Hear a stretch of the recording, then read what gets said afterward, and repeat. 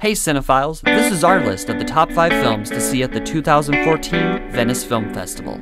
Number 5, 99 Homes. A father struggles to get back the home that his family was evicted from by working for the greedy real estate broker who's the source of his frustration. Ramin Bahrani, an American filmmaker often associated with helping establish the neo-realism movement, has made a career of tackling desperate people in these economically depressed times. Films like Chop Shop and Man Push Cart have defined the power of independent filmmaking and forced us to forget about the limitations. With 99 Homes, he appears to be continuing this trend while adding the recognizable likes of Andrew Garfield, Michael Shannon, and Laura Dern.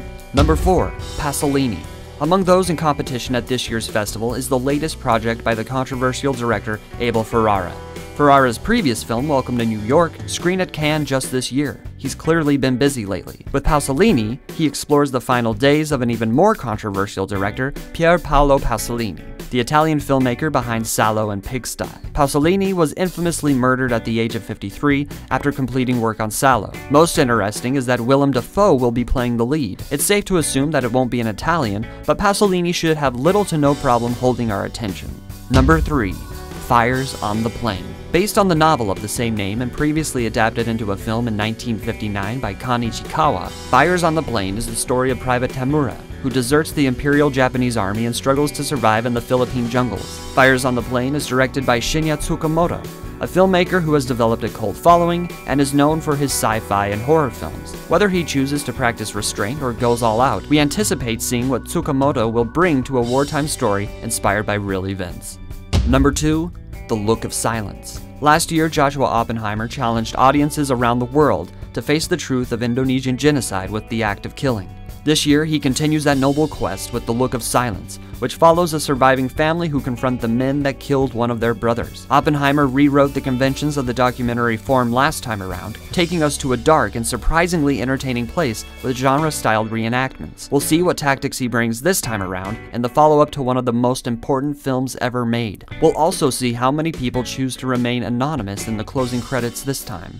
Number 1, Birdman. A washed-up actor who once played an iconic superhero must overcome his ego and family troubles as he mounts a Broadway play in a bid to reclaim his past glory. Michael Keaton stars in a lead role that seems to blur the lines of reality with his own life. Edward Norton, Emma Stone, Naomi Watts, and Zach Galifianakis co-star. The film comes to us from Alejandro González Iñárritu, the renowned Mexican writer-director famous for intersecting character pieces of grief. This is a pleasant surprise of a direction for him to take, as Birdman is billed as a comedy. Emmanuel Lubezki, the cinematographer behind Children of Men and The Tree of Life, is responsible for what is reported as being a real-time film with the appearance of being a single take. Birdman will have its world premiere at Venice.